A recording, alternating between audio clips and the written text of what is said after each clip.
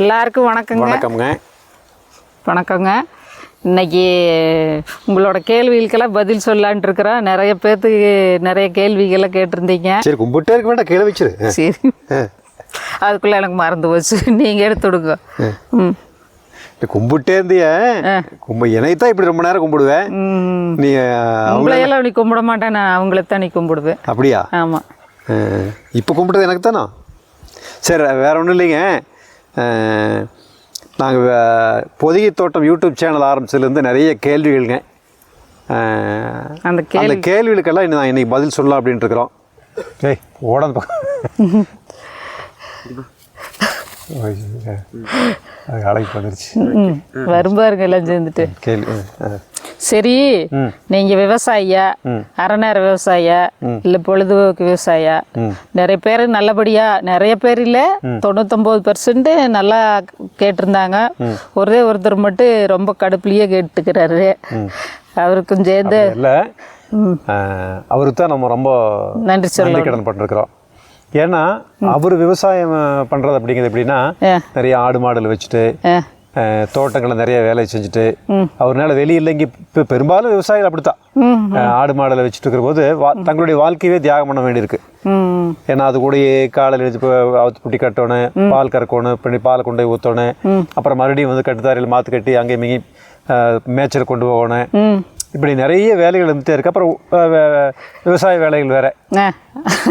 அப்புறம் எப்படி கமெண்ட் போடுறாருன்னு தெரியலையே. அது ஏதாவது கொஞ்சம் நேரத்தில் சித்தை உட்கார்ற போது அப்படிதான் போடுவாரா இருக்கு. சரி சரி, அவருக்கு ரொம்ப நன்றி. நாங்கள் விவசாயி தானுங்க. விவசாயினா முதல்ல விவசாயிங்க இல்லை, பொதுவாகவே என்ன சொல்லினா இந்த விவசாயினா நம்ம மனசில் ஒரு கற்பனை இருக்கும் இல்லையா? ஆமாம். விவசாயினா யார் அப்படின்னு மனசில் ஒரு கற்பனை வரும்.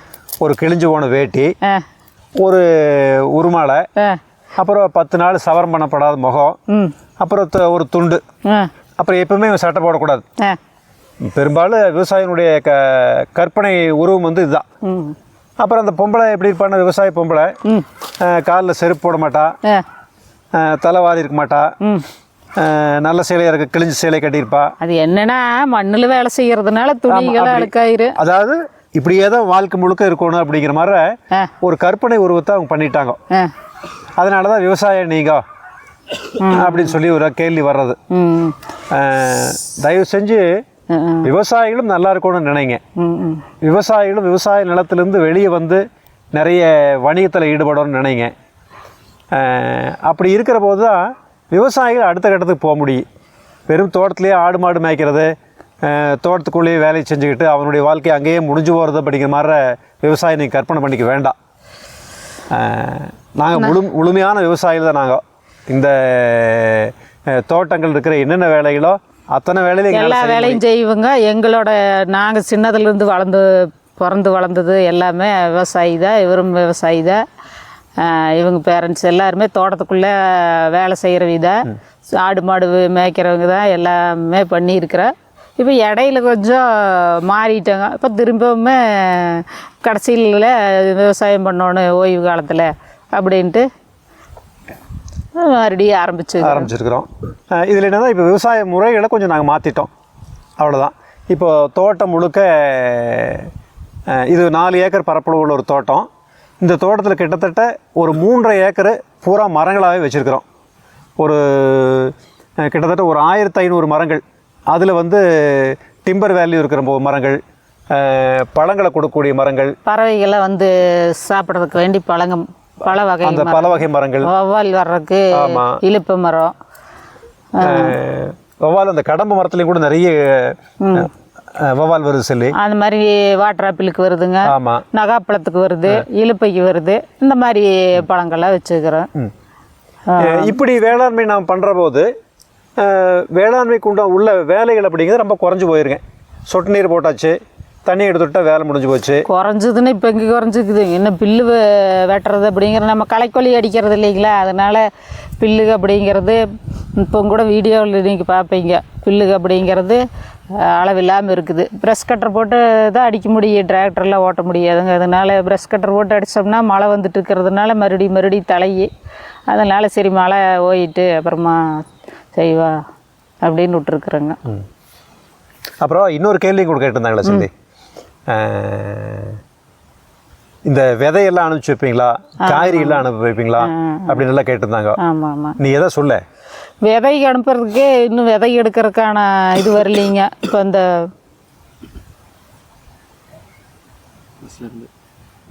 இப்போ விதைக எடுக்கிறதுனா அதுக்கான இன்னும் விதைக எடுக்கிற அளவுக்கு எங்களுக்கு நேரம் பத்துறது இல்லைங்க. இன்னும் விதை எடுக்கிற அளவுக்கு இது செடிகள்லாம் இன்னும் இதாகலை. இப்போ அனோட்டா தான் செந்தூரங்கிறது வேணால் இப்போ தான் நீ வெளியில் கொடுக்குற அளவுக்கு வர்றக்க ஆரம்பிச்சுக்குதுங்க.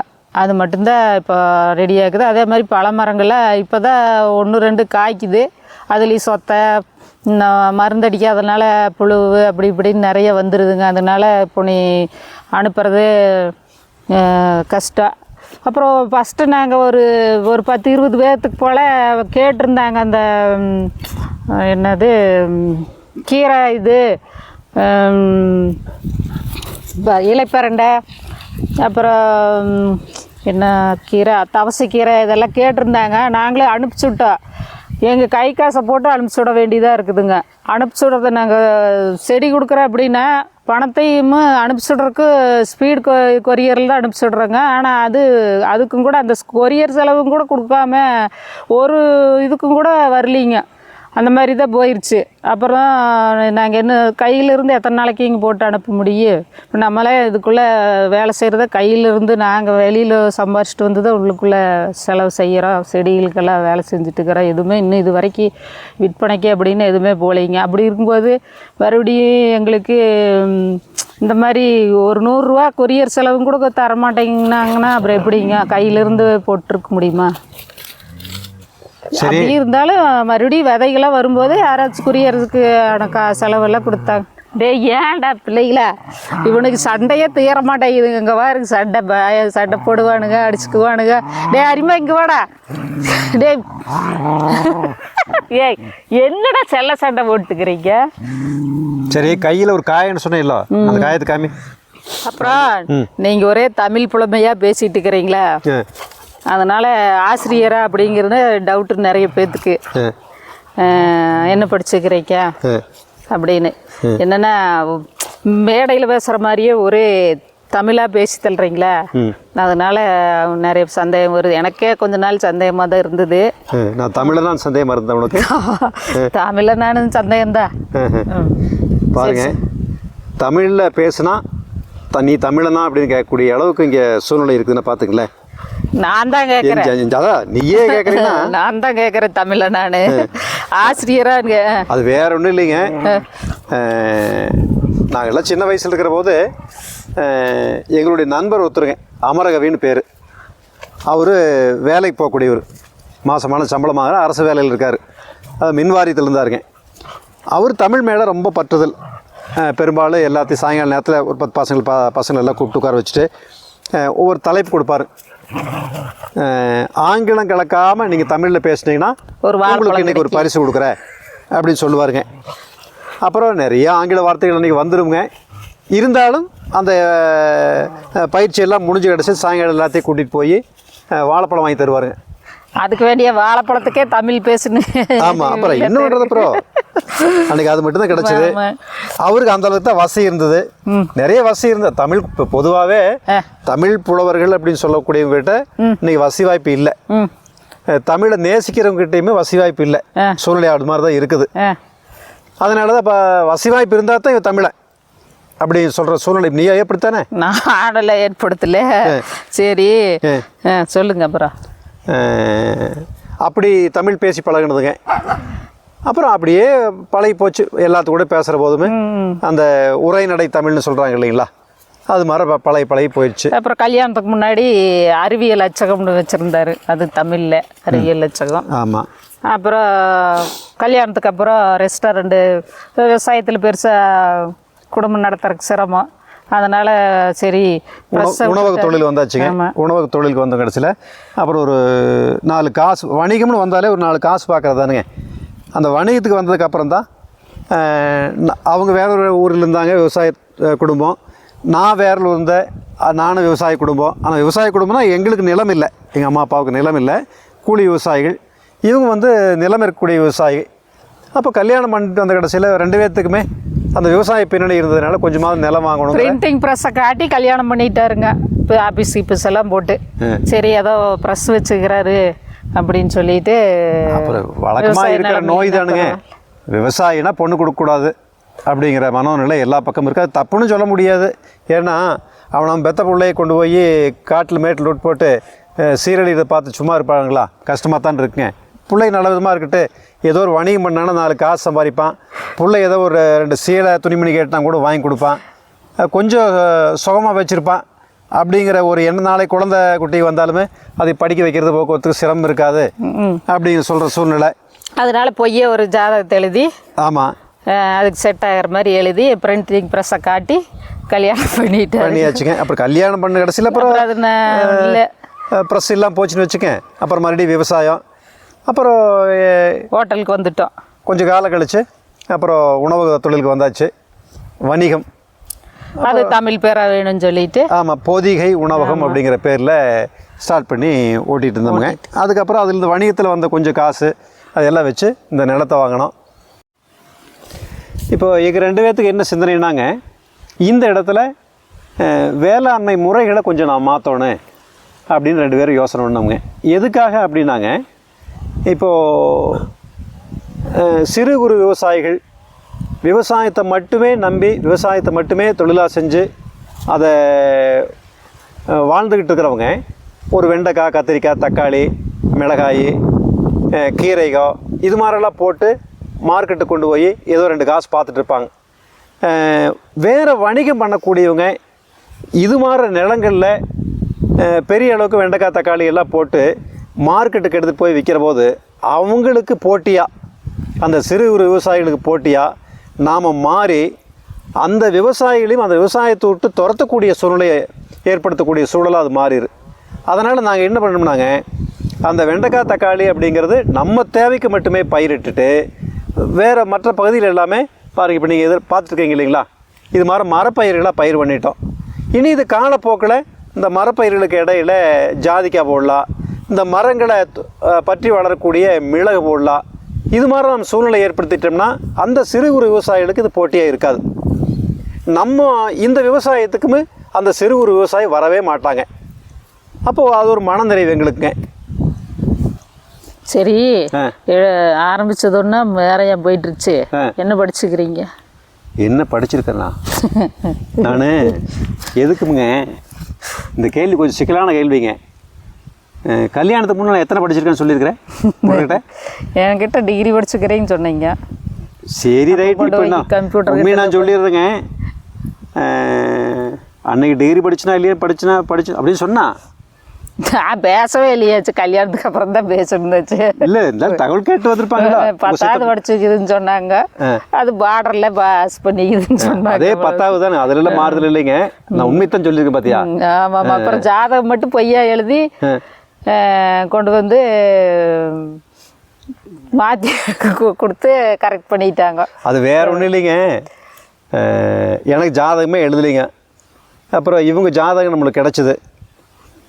அந்த ஜாதகத்தை எடுத்துகிட்டு வந்து அந்த ஜாதகத்துக்கு மேட்சா 10 பொருத்தம் இருக்க மாதிரி ஜாதகத்தை எழுதிட்டோம்.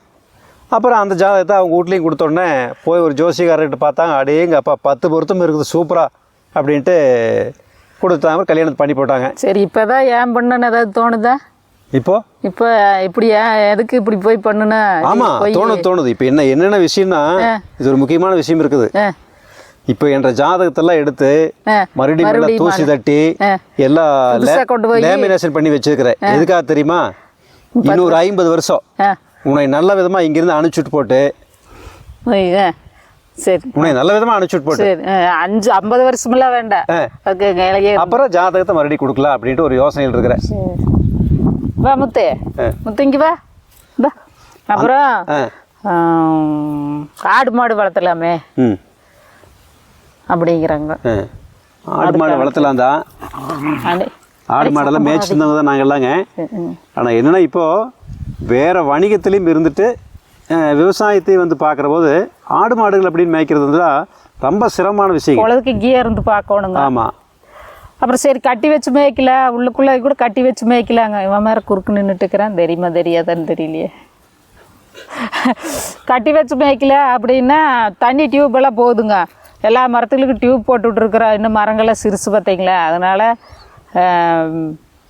மாட்டு குழம்பெல்லாம் முதிச்சுதுன்னா சுத்தமாக டேமேஜ் ஆயிரும். ஒரு வாட்டி போயிட்டு வந்தாலே அப்புறம் டியூப்பை பூரா மாற்ற வேண்டியது வந்துடும்.